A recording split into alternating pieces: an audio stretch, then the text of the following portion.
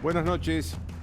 Ya está en el estudio el fiscal Carlos Stornelli, el fiscal que ha investigado y está investigando muchas causas por corrupción, pero que la semana pasada fue procesado. Se amplió el procesamiento por parte del juez Alejo Ramos Padilla, un juez cercano al kirchnerismo, en Dolores. Con él vamos a hablar después. Primero vamos a hablar con Laura Alonso, que fue hasta diciembre pasado jefa de la Oficina Anticorrupción. ¿Y qué es lo que pasó en la Oficina Anticorrupción? Que el actual titular, Félix Cruz, decidió retirar a la oficina de todas las causas de corrupción en la que esta Oficina Anticorrupción era querellante. Una decisión muy grave. Laura, ¿qué significa exactamente que se hayan retirado, que la oficina se haya retirado de todas las causas de corrupción? Buenas noches, Joaquín. Significa que una parte importante, un acusador importante en representación del Estado deja de pedir lo que corresponde cuando considera que hay casos de corrupción comprobados, condenas, recuperación de activos que fueron robados a ese propio Estado. Claro, lo que recuperación de activos es recuperar el dinero o los bienes que fueron robados por funcionarios públicos. Que se han identificado decenas de miles de millones de pesos, tanto en bienes como en activos, en distintas causas de corrupción y también en causas de lavado de dinero. Porque recordemos, Joaquín, que nosotros trabajábamos coordinadamente, no siempre las mismas causas, pero sí en algunas la Unidad de Información Financiera, que fue muy activa, o incluso la FIP. Y hoy están sucediendo cosas muy complejas en estos organismos. Por eso yo también decidí volver de alguna manera a hablar sobre esto, no solo por la gravedad del asunto, sino porque quienes llevaron adelante estos casos no fui yo o Mariano Federici, sino que fueron los abogados de nuestros organismos. Y son estas personas las que hoy, de alguna manera, ven mancillado su trabajo. Por otro lado, Pero esas personas siguen en la Oficina Anticorrupción, algunas por ejemplo. sí y otras fueron despedidas o no fueron recontratadas. Y este es otro punto. Por lo menos en la Oficina Anticorrupción. No conozco el caso de la Unidad de Información Financiera. Sí sé que en el caso de la FIP, esto lo ha hecho público Jimena de la Torre, se ha decidido hacer una auditoría sobre el trabajo que hicieron los analistas de la FIP respecto de los libros contables de las empresas de los cuadernos, que aportaron un informe importante en la causa. El doctor Stornelli puede dar fe de eso. Y estas personas, que son planta permanente profesional de AFIP, están bajo acoso y bajo investigación de la gestión actual.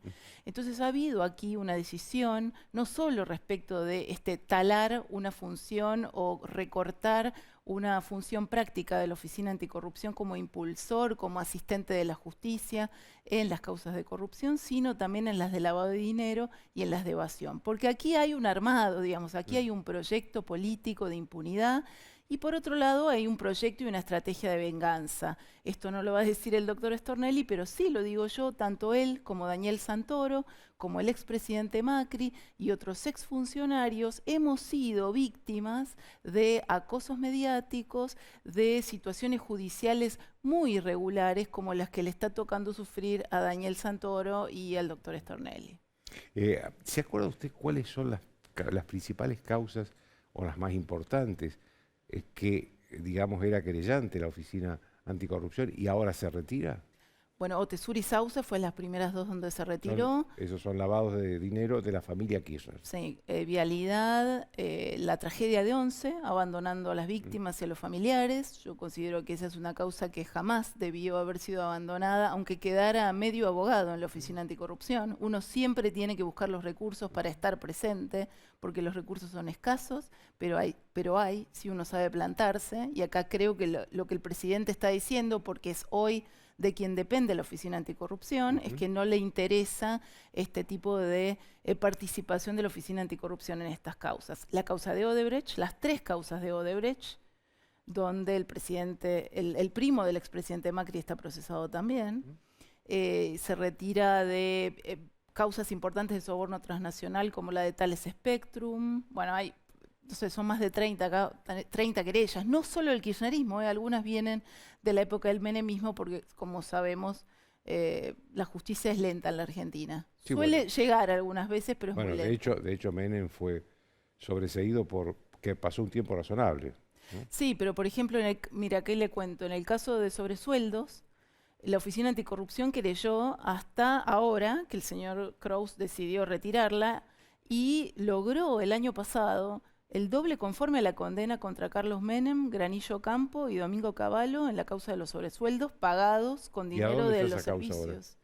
Esa causa está con un En la recurso corte. ahora en la Corte que se abrió inédito porque en realidad hay una condena en primera instancia contra Carlos Menem y una condena en la segunda instancia. Bueno, la Corte abrió un recurso y ahí está, y ahí quedará, digamos, ¿no? También es la tragedia de la persecución penal y la dificultad muchas veces de la persecución penal de estos delitos complejos, donde le faltan también recursos, hay que decirlo, a los fiscales y muchas veces le ha faltado apoyo.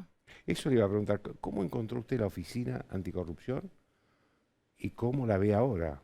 Bueno, nosotros encontramos un lugar lleno de papeles, con gente que se sentaba en escritorios, algún que otro abogado que respondía oficios judiciales y era el trabajo más rutinario, y había personas que entrevistamos uno por uno que no tenía tareas asignadas ni responsabilidades. No había un plan de acción, el último y único había sido en 2001, en la original Oficina Anticorrupción creada por De la Rúa, no había normas actualizadas, nosotros hicimos una cantidad de decretos que firmó el presidente Macri, promovimos la ley del arrepentido, promovimos la ley que penaliza a las empresas por la corrupción, que se sancionaron ambas, participamos en la redacción de la ley de acceso a la información pública, trabajamos con el área de modernización para ayudar a la implementación del expediente electrónico en toda la administración. Digamos, se hicieron un montón de cosas, se generó una estructura administrativa y además, por primera vez, firmado por un decreto del presidente Macri, la Argentina tiene un plan nacional anticorrupción, donde todo el Poder Ejecutivo Nacional, las distintas áreas, se habían comprometido con acciones concretas.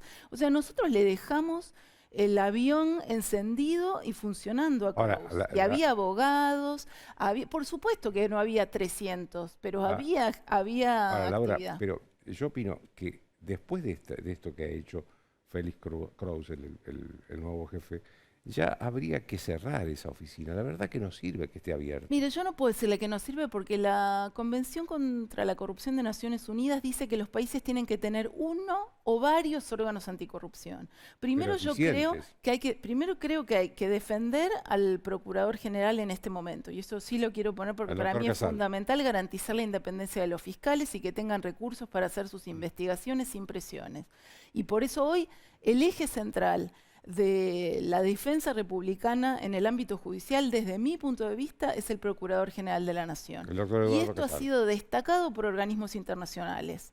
La despolitización que llevó adelante el doctor Casal tiene un valor incalculable. Entonces, quiero ponerlo en valor.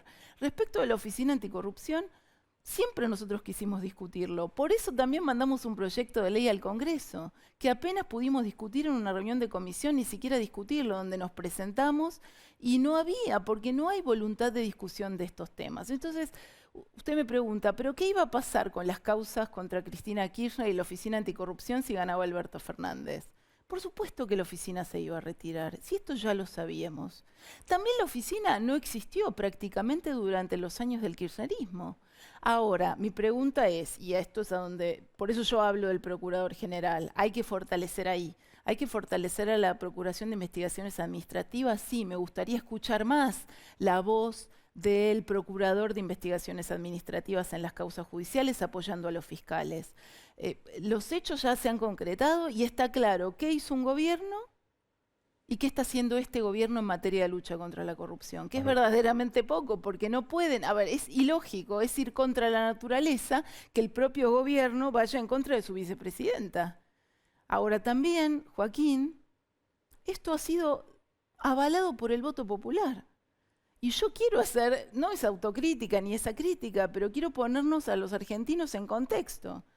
¿Queremos o no queremos vivir con la corrupción? ¿Queremos o no queremos impunidad? Porque ahora yo recibo encuestas y todos los meses no solo aparecen los problemas de la salud y la economía, aparece la corrupción como un problema grave. En algunas encuestas aparece como primer Y problema. estamos todos de acuerdo que yo estoy más que de acuerdo que es un problema muy grave en la Argentina y que no es solo responsabilidad de un organismo del Poder Ejecutivo resolverlo, sino de toda la clase política, de todo el empresariado, de toda la dirigencia en general de este país. desde el primero hasta el último, y se hicieron muchas cosas en el gobierno de Macri. Yo quiero destacar un punto, porque hay veces que entre tanto lío no se sabe o no se conoce.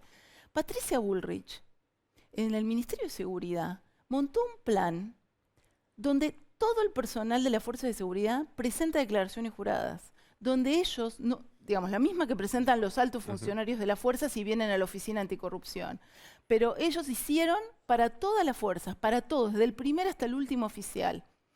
Todos la presentaron. Había auditorías e incluso hubo investigaciones internas y no sé si no hubo denuncias judiciales. Y esto se hizo también en el Ministerio de Seguridad. Se hizo en Vialidad Nacional. Lo hizo Dietrich con Iguacel. Hicieron un trabajo no solo de investigación, sino también de prevención de la corrupción, con código de ética propio en Vialidad Nacional, con línea de denuncias interna, con reportes que llegaban a la Oficina Anticorrupción de situaciones dudosas, no solo de la gestión anterior, también de la gestión, durante los 4 años de la gestión de Dietrich y del presidente Macri. Entonces también se ha generado una cantidad de mitos que son falsos. Porque en todas las áreas, además del trabajo que hacía la Oficina Anticorrupción, en coordinación con el Ministerio de Modernización por la transparencia, la modernización administrativa, el gobierno abierto, los datos abiertos, con el equipo de la aduana en un lugar tan difícil, en la implementación del expediente electrónico para evitar la ineficiencia y también la falta de transparencia y controlar mejor el desempeño de las áreas y cómo gasta el Estado. Todo eso se hizo. Entonces, área por área podemos contar una cantidad de cosas que se han hecho y mostrar las diferencias. Nosotros dejamos montada una red de enlaces de integridad con un decreto del presidente Macri y con los contactos específicos, no solo en los ministerios, en todas las empresas del Estado. Entonces, todo eso que no existía antes, porque no es solo qué quedó en la Oficina Anticorrupción, es todo lo que dejó la presidencia de Mauricio Macri en el Estado argentino para prevenir la corrupción y promover la transparencia. Ahora, justo hoy la expresidenta Cristina Kirchner dio una carta, la primera carta larga que da desde que es vicepresidenta, donde ella dice que hubo siempre una operación jurídico-mediática y política para denuncia eso, para acosarla a ella judicialmente.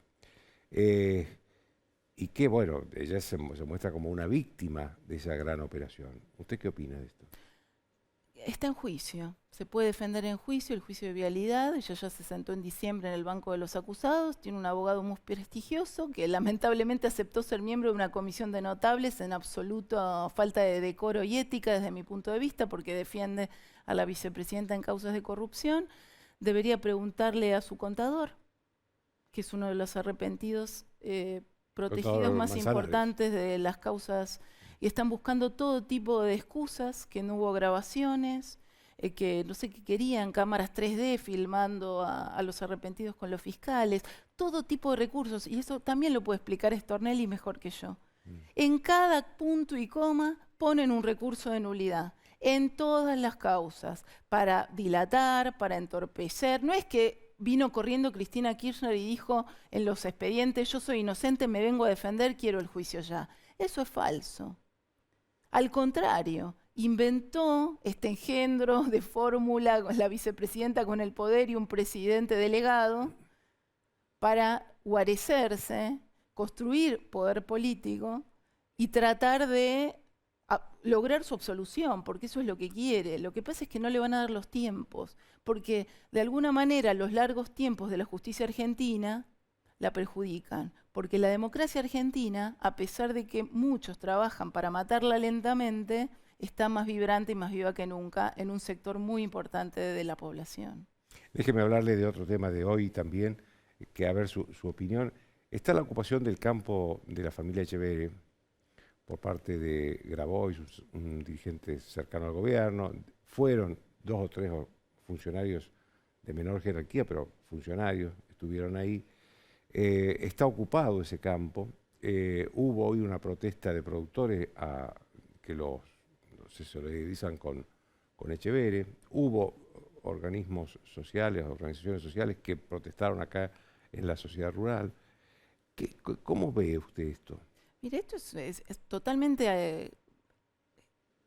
hay hay una enajenación en un sector del gobierno y en actores minoritarios muy intensos que están vinculados con el gobierno. O sea, tenemos funcionarios nacionales en las distintas usurpaciones, en Patagonia, en Entre Ríos, y aquí hay causas judiciales donde están interviniendo jueces de la provincia de Entre Ríos. No tiene por qué haber allí situaciones de este tipo, y menos aún con presencia de funcionarios nacionales del otro lado de la tranquera, digamos, ¿no? La ilegalidad, del lado de la criminalidad. Al mismo tiempo, a mí me preocupa, como creo que le preocupa a mucha gente, la posición del joven dirigente Grabois, que también cree haber descendido de Sierra Maestra, abrazándose con el Papa Francisco, y que la Iglesia Católica de la Argentina no tenga ninguna respuesta o ninguna opinión sobre esta situación, que está generando o puede generar mucha violencia. Justamente el Estado de Derecho lo que viene a resolver en las sociedades es la barbarie.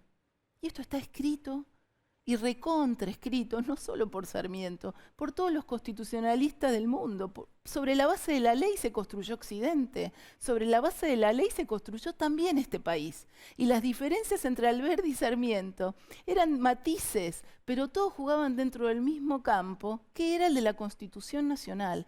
Y aquí tenemos sectores dentro del gobierno, atizados por el Instituto Patria, que no juegan dentro de la Constitución. Entonces, hablar de acuerdos sin creer en la Constitución y actuar en su contra diariamente y sostenidamente por años es muy poco creíble.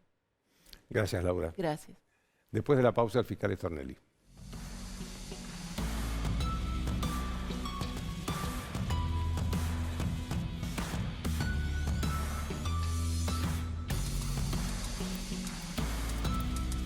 Auspician desde el llano.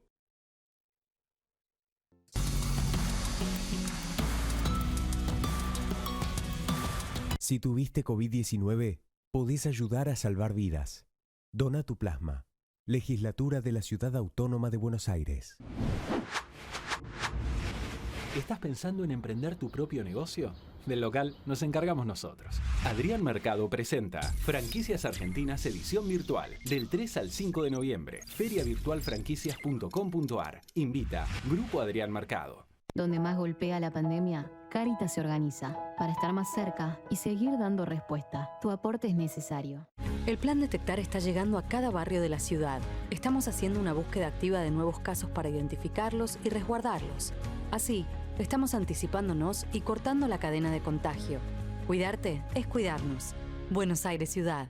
Nacimos en Argentina, crecimos en Latinoamérica y nuestro mercado es el mundo. Arcor, alimentando momentos mágicos.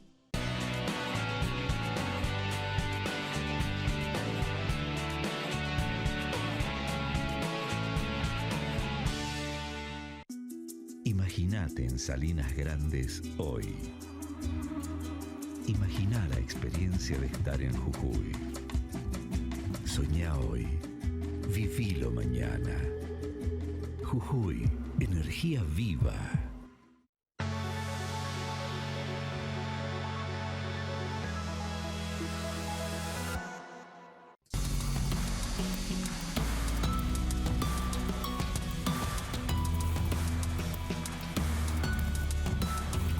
Bien, el fiscal Carlos Stornelli, ustedes saben que la semana pasada el juez de Dolores, Alejo Ramos Padilla, amplió el procesamiento que ya había dictado contra Stornelli. Esa decisión de Ramos Padilla fue criticada por mucha gente y hoy la cuestionó el fiscal de la Cámara de Mar del Plata, que pidió el sobreseimiento del fiscal Stornelli. Por supuesto, es el fiscal que le pide a la Cámara, no sabemos qué va a hacer la Cámara Federal de Mar del Plata. El juez Ramos Padilla, quiero aclarar, es candidato a reemplazar a los jueces Bruglia o Bertuzzi si es que ellos fueran relevados por la Corte Suprema de Justicia. Doctor Stornelli, ¿a qué se debe este nuevo procesamiento de Stornelli, de Ramos Padilla? Mire, Joaquín, yo creo que esto es primero una resolución farragosa que tiene 1000 páginas. Más de 1000. A los efectos de agregarme un hecho que no existió. Había un evidente interés del magistrado de reinstalar el tema, instalarlo mediáticamente, cosa que fue anunciado por los blogueros que normalmente son sus voceros. Fue anticipado antes de que él la firmara. Claro. Y una necesidad de mediatizar nuevamente el tema y de ponerlo digamos, con nuevas falsedades y mentiras, ponerlo nuevamente en la mesa, digamos, de discusión, confundiendo a la gente, digamos. Este es un procesamiento que fue dictado ya hace un año. Agregó, pero ahora lo amplió. Agregó un hecho que no ocurrió, una cuestión que no ocurrió, que está solamente en su imaginación, que no lo acompaña ninguna prueba, incluso tiene pruebas en contra que no ha omitido olímpicamente, digamos. Esto es claramente un mascarón de proa del operativo PUF, que no ha muerto, que sigue vigente, ¿no? Y varios de los que participaron defendiéndose, porque ya hemos determinado o hemos descubierto la participación de varias personas, inclusive el propio juez que está sospechado de haber participado. Y ese operativo PUF era fundamentalmente para desestabilizarlo a usted y al juez Bonadío cuando vivía, después murió el juez. Yo creo que había varios, fueron uniendo lo útil a lo agradable. El primer operativo fue un operativo claro, que lo sigue siendo, de tirarse y afectarse con la causa Cuadernos. Era inicialmente contra el periodista Santoro, contra el juez Claudio Bonadío y contra mí. Por razones que yo conozco, la hazaña está puesta sobre mi persona. Yo soy el fiscal, fui el que consiguió las pruebas, fui el que se contactó con Cabot y el que puso sobre la mesa un monumental aparato de Además, de usted corrupción. era ante quienes primero declaraban los arrepentidos. Después el juez... Los que fueron arrepentidos, sí, pero hay muchas más pruebas en esa causa que los 30 y pico de imputados que decidieron colaborar con la justicia. Usted entonces, por lo tanto, está viendo más razones políticas que jurídicas en esta decisión del juez Ramos Padilla. No, razones jurídicas no hay. No hay. Es una causa que es un invento, que por supuesto ha buscado desestabilizarme, quebrarme emocionalmente. Nada de eso va a suceder. Yo tomo esta cuestión como la respuesta mafiosa cuando uno se mete con las mafias. Ahora, doctor, usted fue el fiscal que logró la prisión de Carlos Menem y la prisión de Julio Devido, y que dictaran la prisión preventiva de Cristina Kirchner, si bien no se pudo concretar porque ya era senadora. Le quiero aclarar una cosa, yo no promoví la detención de la doctora Kirchner, la verdad. La promovió el juez, yo soy el fiscal. Claro, pero en los otros dos casos sí, Julio Devido y Carlos Menem sí. ¿En qué momento? Y ahora está viviendo un momento difícil. ¿Hubo en aquellos momentos un momento parecido a este de presión, de iniciarles causas, de hostigarlo, perseguirlo? Sí, había, si bien las mafias permanecen en el tiempo y van mutando, había dentro de los accionares, había más respeto por algunas cosas, respeto por las instituciones, por la investidura de los magistrados. Ahora se ha perdido todo recato y a medida que pasa el tiempo ya es todo más a cara descubierta, ya diciendo claramente que lo que quieren. El juez juraba al principio que él no quería entorpecer la causa Cuadernos y es lo único que hizo, y ahora ya lo dice directamente sin ningún empacho. Yo no sé si es por iniciativa propia o por quienes hablan con él. Ahora, si el juez toma esta decisión sin nuevas pruebas, sin llamarlo a usted a una indagatoria que podía haberlo llamado porque es un derecho a la defensa. Mire, le doy el mejor ejemplo de la arbitrariedad de este magistrado. Por este hecho, que es, para explicar a la gente rápidamente, es una persona que se presentó a la Fiscalía como imputado colaborador, lo recibimos, se le tomó una audiencia y no era interesante y se fue, una cuestión que duró 10 minutos. el juez lo transforma en una cuestión paraestatal y demás. Hace un año el juez dicta por ese hecho una falta de méritos porque no tenía absolutamente ninguna prueba. Sin haber hecho ninguna prueba, incluso las que él ordenó, y con el mismo cuadro supuestamente probatorio que tenía, hoy me dicta el procesamiento. Y digamos, es parecido a D'Alessio, porque digamos su prueba es D'Alessio, un mitómano que dijo 35 cosas distintas y su única prueba es su interpretación maliciosa y en contra de los imputados, de Santoro, mía. Después, bueno, hay otros temas que yo desconozco, que tienen un cariz diferente. Digamos, la prueba es esa, nada más. Es decir, tomar una audiencia, trabajar de fiscal, escuchar a una persona que tenía posible información. Y eso provoca el procesamiento suyo. Eso provoca un procesamiento por calificaciones horribles, asociación ilícita. calificaciones ilícitas, extorsión, lavado de dinero, terrorismo, no sé cualquier cosa, todo el Código Penal lo bajo. De todos modos, yo le agradezco al doctor Ramos Padilla, porque ahora sé lo que padece alguien que está sometido a un proceso armado. Un proceso injusto, digamos. A un proceso injusto, no, y además armado. Él no está armado, estaba en combinación el denunciante con el denunciado, quizás con el propio magistrado, con sus familiares. Hay una cuestión a investigar. Bueno, yo hasta ahora esperé que actúe la justicia, di todas mis explicaciones. Obviamente que todas y cada una de las cosas que hicieron van a ser puestas sobre la mesa y públicamente. Se generó este hombre un consorcio de imputados en una jurisdicción completamente incompetente, donde hay un solo juez. Es un juzgado que está medio maldito, porque ya hubo jueces que tuvieron problemas armando causas en ese lugar. Bueno, si todas las barbaridades que han ocurrido y que hemos soportado en silencio, van a ser puestas una detrás de la otra en este espacio, en cualquier espacio que yo tenga y demás, ¿no? Son cosas que no se hacen. Doctor, ¿usted cree que usted se siente perseguido por el gobierno? No.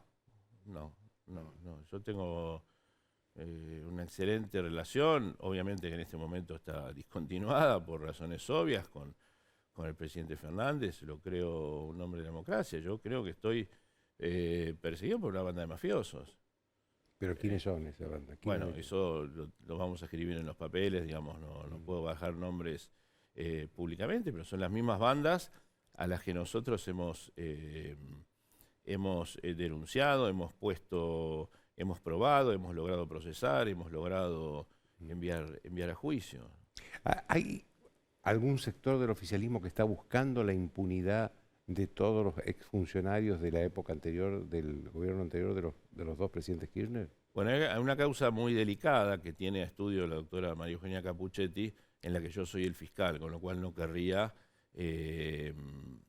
opinar sobre ese asunto. Sí, la denuncia tiene que ver con eso, ¿no? Con un plan de impunidad. La denuncia la hicieron varios diputados, no me acuerdo quiénes son en este momento. Es decir, que existe la posibilidad de que eso... Bueno, es una posibilidad delictiva que yo he impulsado penalmente, y bueno, veremos qué es lo que aporta la prueba, y yo espero, como pasa en los casos grandes de corrupción, muchas veces mucha gente se acerca a la fiscalía con información o a decir cosas o a contar cosas, y bueno, aprovecho este medio para invitar a todos quienes puedan aportar o quieran aportar elementos en la Fiscalía mía, son siempre bienvenidos. Doctor, usted además de estas causas que son públicas y que son judiciales, ¿ha sufrido persecución personal? Digamos, amenazas, llamados. Joaquín, yo llevo 27 años de persecución personal. Ya hasta los posibles amenazadores me conocen. 27 años, es decir, desde la denuncia de Menem. Desde la denuncia de Menem, ¿no? Desde que soy fiscal y desde que empecé con la causa de armas, con lo cual tengo una actitud quizás diferente frente a este tipo de cosas, pero he tenido que soportar, por ejemplo, la colocación de para decir algo, la colocación de una bomba vacía, pero como mensaje en la puerta de la casa de mi hijo, guardias en la puerta de mi casa, desconocidos de 24 horas, que cuando salgo a la calle se abalanzan, operaciones de prensa horribles que involucran a toda mi familia, a las hijas menores de edad de mi actual mujer, las cosas más espantosas, hechas por supuesto desde algunos medios como, digamos, desde la prensa escrita, con un muchacho que era sicario,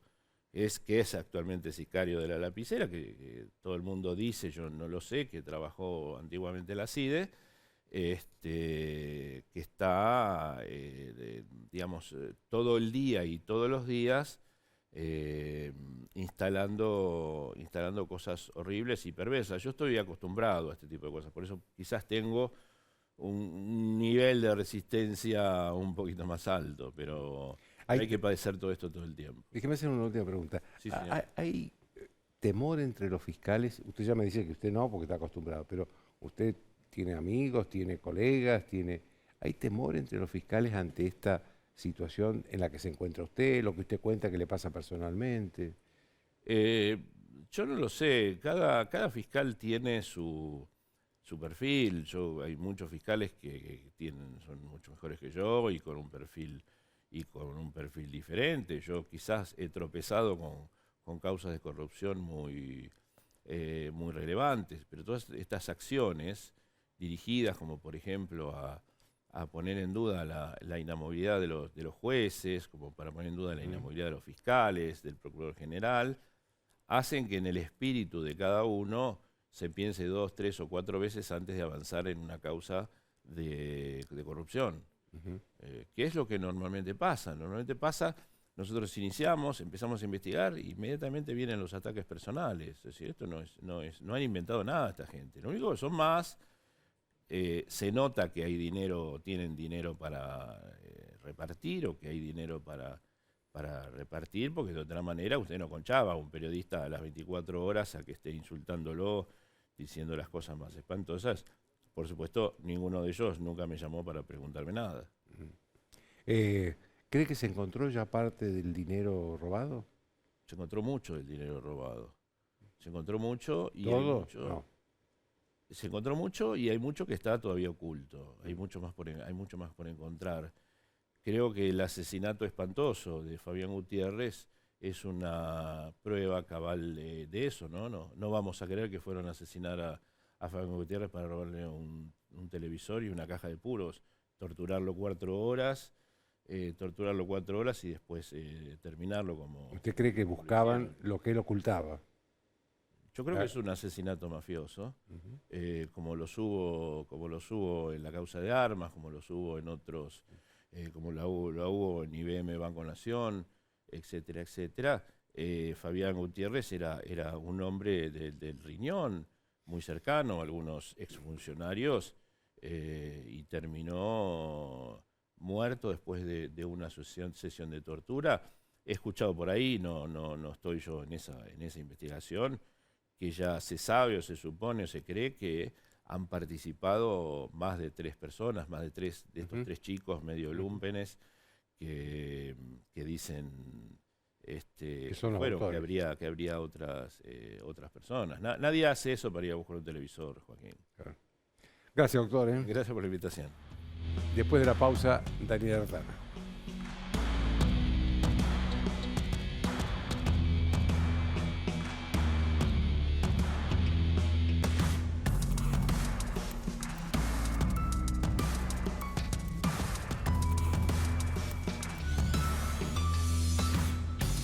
Bien, de la situación económica y Daniel Artana, uno de los principales economistas del país. Buenas noches, Daniel, ¿cómo le va? La primera pregunta que le quiero hacer es si la situación económica es tan mala como parece. ¿Qué tal, Joaquín? Buenas noches. Bueno, es una situación delicada, ¿no? Porque uno tiene una pandemia que obviamente ha complicado el funcionamiento de la economía en todos los países del mundo, pero a nosotros nos agarró una situación de una gran debilidad. Yo creo que el gobierno ha cometido algunos errores y a la pandemia le hemos sumado una situación de crisis, o llamémosla de inestabilidad o de brecha cambiaria que genera una cantidad de zozobra importante y que hace muy difícil el funcionamiento adecuado de la economía. ¿Usted cree que estas decisiones que se han tomado en estos días sobre el dólar que ha tomado el gobierno puede mejorar la situación del dólar, puede atemperar la fiebre del dólar, puede hacer que la gente esté menos ansiosa con el dólar? Bueno, mire, Joaquín, yo creo que el gobierno parece sugerir que está tratando de desandar el camino que adoptó el Banco Central a mediados de septiembre, que era un camino equivocado, ¿no es cierto? Porque a una crisis de confianza, agregarle más controles, lo único que hace es potenciar la desconfianza. Yo lo dije en aquel momento y me parecía que era un camino equivocado. Pero hoy, a ver, supongamos que el gobierno tiene éxito y baja la brecha cambiaria de 100 y pico a 80, 90, 100%. Igual hay un problema. Y me parece que ahí el gobierno tiene un error de diagnóstico. En general, más que falten dólares, que la Argentina hasta el último mes que sacaron los datos tenía un superávit comercial muy importante. La pregunta es por qué no alcanza. Y no alcanza porque sobran pesos. Y hubo un diagnóstico equivocado desde la campaña electoral, gente muy cercana al gobierno, diciendo que la emisión monetaria no generaba problemas. Bueno, generó problemas.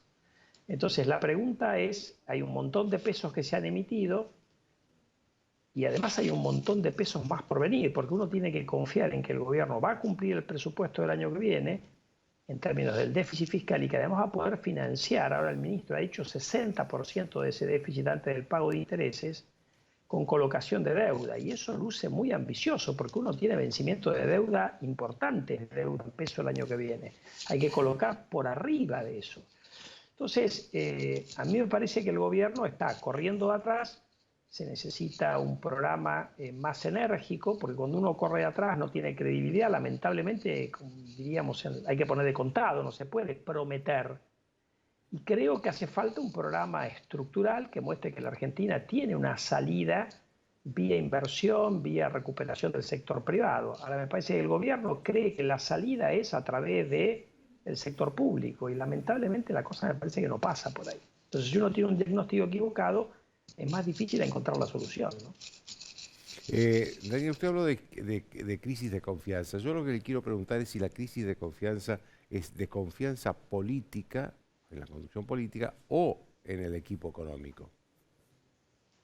Yo le diría que es mayoritariamente política. Yo creo que el equipo económico ha cometido algunas cosas que yo no estoy de acuerdo, pero yo le he dicho públicamente también, el equipo económico es como que rema en un mar de dulce de leche. El remo no se mueve porque cuando uno intenta tratar de hacer algo, empezaron, desde Vicentín para acá, la política no lo ha ayudado mucho el equipo económico. Usted cuando tiene una situación como esta, con una pandemia, que la verdad que es muy difícil, la verdad, saber qué es lo que uno tiene que hacer, porque es una cosa que hace 100 años que el mundo no vive. En realidad la política se tenía que haber encolumnado atrás del equipo económico. Después, si el equipo económico no funciona, habrá que cambiarlo, pero yo lo que quiero decir con esto es que interfiere mucho desde la toma de tierra, desde la sensación de que hay una parte de la política preocupada por la reforma judicial. La última cosa que la Argentina ahora necesita es discutir eso. Después habrá momentos para discutir la reforma judicial. Pero hoy me parece que hay cosas mucho más importantes porque la verdad que hay un montón de gente que la está pasando muy mal y que si el gobierno se equivoca en su programa y esto termina en una aceleración inflacionaria, vamos a tener un montón de gente de bajos recursos que la va a pasar muy mal. Entonces no hay mucho margen para el error acá. Si a usted en una situación económica complicada le agrega el ruido desde la política, la solución económica se vuelve muy difícil. Y yo creo que eso es lo que estamos viviendo hoy. Habrá que ver si la política se puede darse cuenta del desafío que tienen, de los dilemas que tienen por delante. Daniel, ¿cómo ve? Usted habló recién, mucha gente está viviendo mal, dijo. ¿Cómo ve la situación social en este contexto de crisis económica donde todavía no sabemos cuál es el fondo ni cuál es la salida, ¿no? Mire, yo creo que acá lo que tenemos es una situación de crisis donde obviamente la gente de bajos recursos, más allá de la ayuda del gobierno, no la pasa bien, que tengamos una pobreza tan alta que seguramente va a seguir creciendo porque se mide con el impacto pleno, lo vamos a ir viendo en los próximos meses de la crisis. Es duro, pero lo que le hemos sumado ahora es que hay un montón de gente de clase media a la cual la ayuda gubernamental ha llegado con cuentagotas. Usted recuerde que el gobierno se hace cargo de una parte, o se hacía cargo, porque ahora se hace con créditos, de una parte de los sueldos de los asalariados. Pero la región, y la Argentina no es la excepción, siempre tuvo una vulnerabilidad en la gran porcentaje del empleo que es informal y cuentapropista.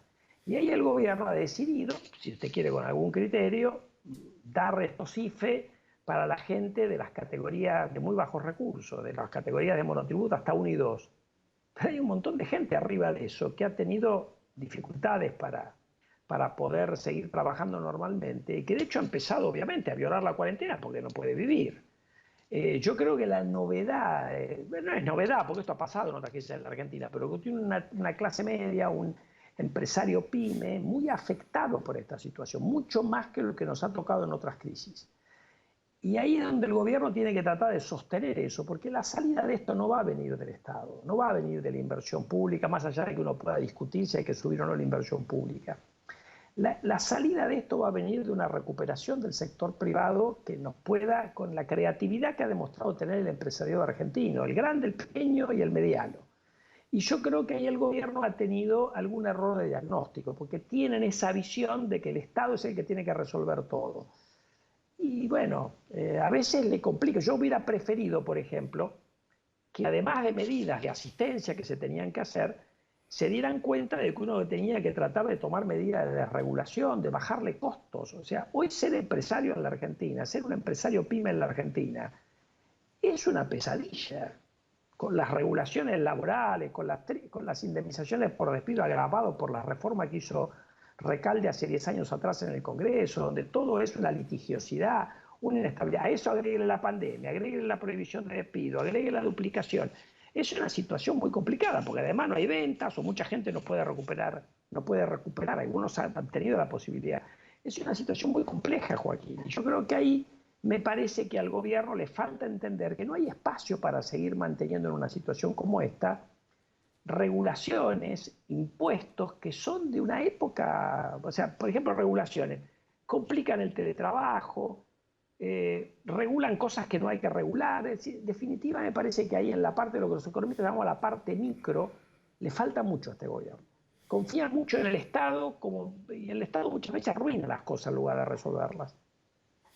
Daniel, déjeme hacer una última pregunta. Vi que se han condicionado mucho las importaciones. Estamos hablando de las importaciones de insumos para que pueda producir la industria nacional. ¿Usted cree o imagina que puede haber desabastecimiento en el corto plazo? Mire, ese riesgo está, porque el gobierno está en una frazada corta y lamentablemente mientras no resuelva la crisis de confianza, que es lo que le permitiría extender la frazada, el gobierno tiene un dilema. Tiene un faltante de dólares, se está quedando sin reservas, entonces aprieta. ¿Y qué le queda por apretar ahora? Le queda por apretar los dólares de importación y los dólares de ahorro, que la verdad que es incomprensible que le estén rataseando importaciones a la gente que tiene que producir y sigamos dejando que haya gente que compre dólar de ahorro. Esto es impopular, pero bueno, hay que decirlo, uno en la vida a veces lidia con el mal menor. Si decide restringir importaciones es porque no quiere resolver el problema cambiario que tiene la Argentina, porque tiene miedo a una escalada inflacionaria. Entonces ahí está eligiendo entre el mal menor, cuando tendría la posibilidad de hacer un programa económico que despierte confianza y por ahí tratar de resolver esto de una forma menos dolorosa. Es como que eligen, o voy por una aceleración inflacionaria o voy por trabar la recuperación de la mano de restringir importaciones de insumos críticos. Entonces, la verdad que la solución no pasa por ahí, la solución pasa por resolver el problema de fondo. Y en una circunstancia como esta, fíjese que hay una paradoja. Es tanta la desconfianza que hay en la Argentina con un riesgo país de 1.400 puntos, los bonos públicos rindiendo tasas extravagantes, la brecha cambiaria, que con un programa sensato mágicamente las cosas empezarían a funcionar. Ahora, eso requiere que el gobierno se dé cuenta que su visión de la economía no es correcta y que muchas de las cosas que ha hecho en la pandemia tampoco son correctas. Así que yo creo que hay solución, pero me parece que requiere que el gobierno haga un mea culpa bastante importante. Le agradezco mucho, Daniel, que tenga usted buenas noches. No, a usted, Joaquín, buenas noches. Una pausa.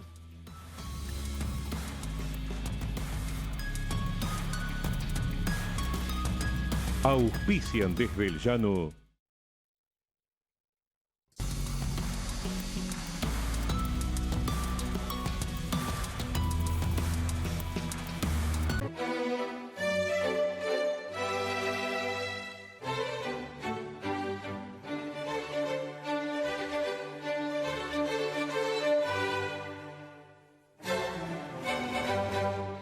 La industria representa el 18% del empleo privado, el 24% de la recaudación y más del 66% de las exportaciones. Adrián Mercado presenta Somos Industria Virtual 2020, del 26 de octubre al 6 de noviembre. Somosindustria.org.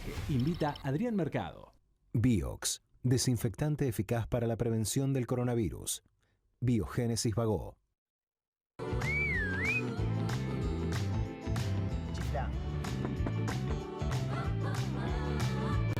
¿Tenés un vecino? Tenés tu banco cerca. Ayudarnos. Lo mejor de ser vecinos. Banco Ciudad. Te quiere ver crecer.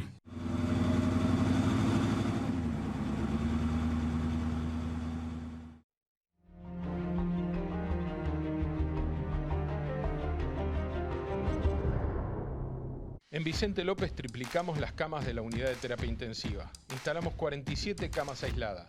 Armamos un hospital de campaña y sumamos más de 150 camas en centros de baja complejidad. Seguimos trabajando para cuidarte. Grupo Petersen, desde 1920, construyendo el país. En primer lugar, una aclaración sobre algo que se dijo el lunes pasado. Miguel Ángel Pichetto señaló que en Villa Mascardi, allá en el sur, había un terreno ocupado por los mapuches y que ese terreno pertenece al obispado de San Isidro y que el obispado no había dicho nada. Lo que hay que aclarar es que el obispado hizo una denuncia judicial el 1 de agosto y que el mismo 1 de agosto hizo una declaración pública denunciando no solo la ocupación de los terrenos de Villa Mascardi, sino también anunciando su presentación judicial. Hoy hay una noticia sobre eso porque el juez ordenó el desalojo, pero el obispado de San Isidro pidió que se postergue el desalojo hasta que se elaboren los protocolos necesarios para que el desalojo sea pacífico. Dicho esto, hecha esta aclaración, hoy la expresidenta Cristina Kirchner dio una larga carta, por primera vez se pronunció sobre varias cosas desde que ella es vicepresidenta. De hecho, ella habla poco, por ahí tira un tuit, alguna cosita, pero no habla mucho, influye mucho, pero no habla mucho. Lo primero que anunció es que mañana no va a ir al acto en homenaje al 10º aniversario de la muerte de su esposo, de Néstor Kirchner. Ustedes saben que el presidente Alberto Fernández se ocupó de traer una estatua de Néstor Kirchner, enorme, de más de 2 metros, que se había hecho en Ecuador y se había colocado en Quito, en la sede central de UNASUR. El nuevo gobierno que sucedió a Correa en Ecuador sacó esa estatua. Bueno, él se ocupó de recuperarla, la hizo arreglar, la recompuso. Con lo cual, me suena a mí que la decisión de la expresidenta de no ir es algo agraviante, o no agraviante, pero sí, tal vez lo hiere al presidente que se ocupó tanto de este acto, de que justo la viuda de a quien se le está rindiendo el homenaje no vaya, siendo además no una viuda cualquiera, sino la vicepresidenta de la Nación y con tanto poder. Lo segundo que dice es que hay funcionarios que no funcionan. Esta es una crítica abierta, directa al gobierno.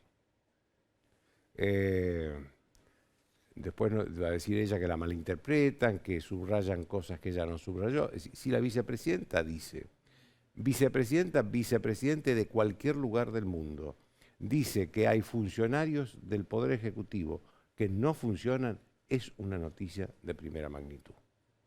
Hubiera sido en otro momento una crisis política en el país.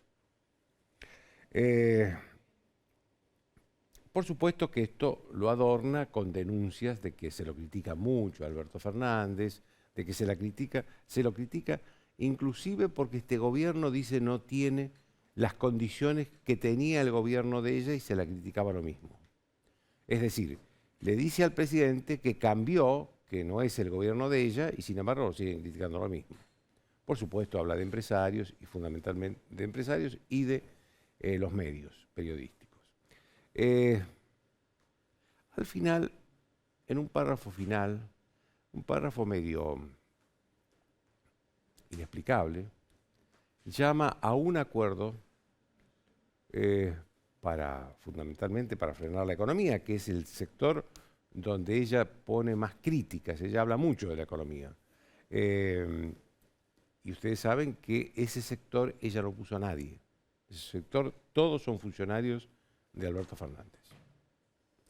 Pero dice que para resolver el problema de la economía va a tener que haber un gran acuerdo con políticos, con empresarios, con medios.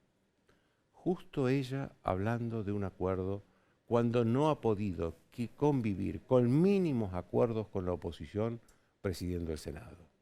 Esto realmente a mí me suena, no sé si a chiste, no sé si a una ironía, no sé si a un humo, un humo que se coloca para que no digan después que ella no pidió un acuerdo, pero realmente hasta ayer estaba atacando a la oposición en el Senado.